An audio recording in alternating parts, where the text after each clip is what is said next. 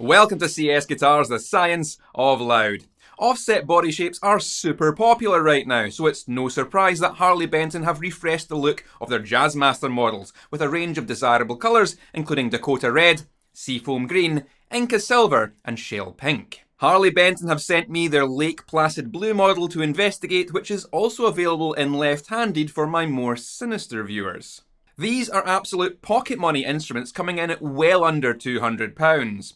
For this price, we're getting a basswood body and caramelised maple neck, handsome block inlays on a dark laurel fingerboard, 21 frets on a 25.5-inch scale guitar, a set of Alnico 5 Roswell Jazzmaster sized pickups, a hardtail bridge, and close-on style split post tuners.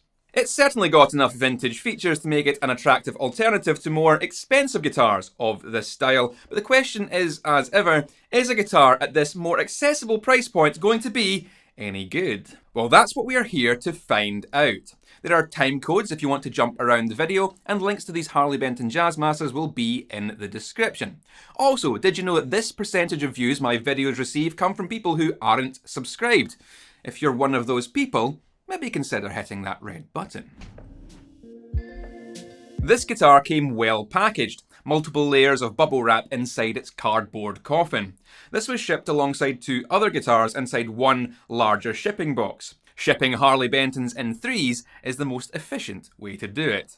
The finish is absolutely flawless, a deep metallic blue free of any blemishes and a really vibrant colour to boot. The hardware all over the instrument is cleanly installed, so no issues there, and the setup is ready to play right out of the box. The neck has a smooth satin finish. The transition between the binding and the neckwood is invisible to the touch. The fret ends are nicely dressed and the inlays are installed cleanly. The tuners turn smoothly and this instrument holds tune like a champ. In all my time playing it, I barely needed to tweak the tuning, which is really impressive. So in terms of physical quality, setup and play comfort, this is a 10 out of 10 guitar. Obviously I was expecting good things from Harley Benton, but this impressed me more than I anticipated. The body is smaller in size than Fender's Jazzmaster, making it more comfortable and manageable. It has all its curves in the right places and the neck is so effortless to move around. I kind of lost myself for a couple of hours playing this and completely forgot I was holding a Harley Benton. This feels just as good to play as any of my more expensive guitars, but much of that might have had to do with the sound. This has a couple of Jazzmaster sized pickups, or at least they appear to be from the outside. They have Alnico 5 rod magnets, which would suggest they aren't just P90s hidden under a larger cover. Jazzmaster pickups are essentially what you'd get if you took a Stratocaster style single coil and squashed it flat. Much the same output, but with the coil distributed short and wide as opposed to tall and narrow, the sound becomes a touch thicker and darker while retaining that classic single coil character. Reading the DC resistance, I can get an idea of how the coil has been wound without having to remove the pickup from the guitar. The neck unit reads out at about 6.5 kiloohms, which is right where I'd expect it to be. Single coil output in a different form factor. The bridge, however, reads at a massive 11.2 kiloohms, which is hot even for a P90. That's well into humbucker territory. To achieve that kind of reading from a single coil of these dimensions, they'd either have to be using much thinner wire or a much deeper bobbin. Either way, it's a monster of a coil. While this is a deviation from expected vintage output, I think this is probably a very deliberate decision. This hotter coil will no doubt sound less piercingly bright than the conventional bridge single coil, making it more useful with heavy distortion. I think that's what's driven the decision here, and we'll put it to test with the sounds. The neck unit's probably going to sound better with cleans and low gain, whereas the bridge unit is going to sound great with lots of distortion. In playing this guitar, I found that bringing the volume control back to around 8 brought out a lot more detail and definition to the bridge pickup particularly. In fact, this is one guitar I'd highly recommend varying the volume and tone controls, as these pickups seem to be very responsive to the potentiometers. I found I could easily manipulate the sounds this way and get many better tones than leaving everything on 10. The neck unit is reverse wound reverse polarity, meaning we get humbucking operation in the middle position. A pickup combination that's going to get a lot of play. Some of the best sounds in this guitar come from that middle position. Am I being too positive so far? Okay, here are a couple of complaints. The knobs don't match the colour of the switch tip and pickup covers. These are all cream, while the knobs are some kind of ivory vintage white colour. They have this ugly yellowish look which I don't think goes well with the mint guard. It's not much of a problem as replacement cream knobs are easy and cheap to acquire, but we shouldn't have to do that. These should be the same colour as the other plastic parts. And the switch toggles in the direction of the strings when it really would make more sense to have it toggle in line with the motion of the picking hand. It's another really small complaint, but this switch should be rotated 90 degrees for ease of use while playing. It's kind of frustrating to switch pickup positions in this orientation, but it is easy to go under that pick guard and correct for this. So far this is punching well above its price tag.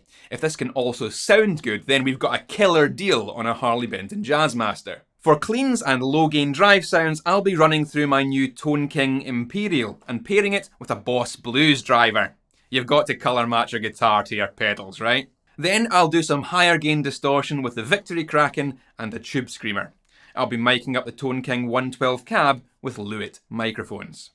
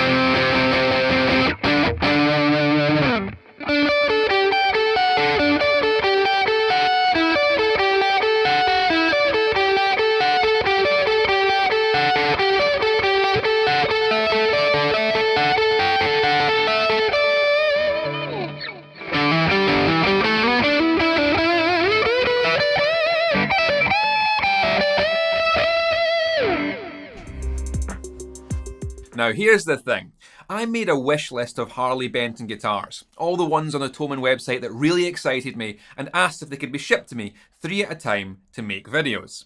This guitar wasn't on that wish list. Harley Benton asked if I could cover their new Jazzmaster first, and I said yes, largely just to get it out of the way so I could move on to the guitars that excited me more.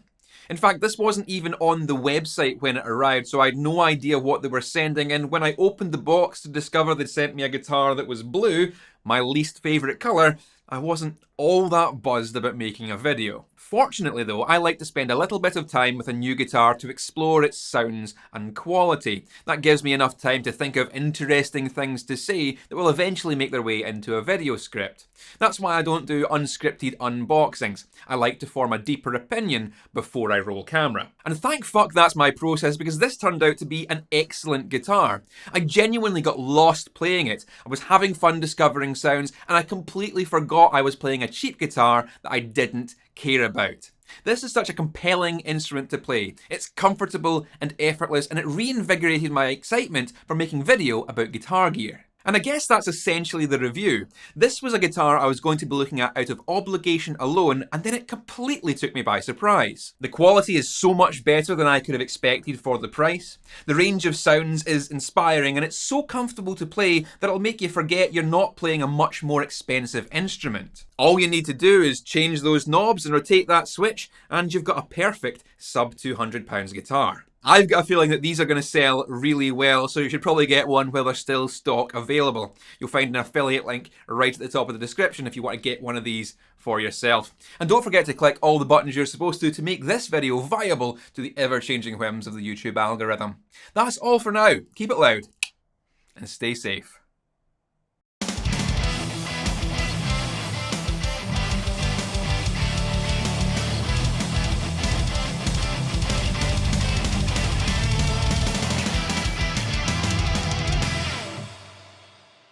But if I'd got to choose the colour, I think I'd have gone for Seafoam Green.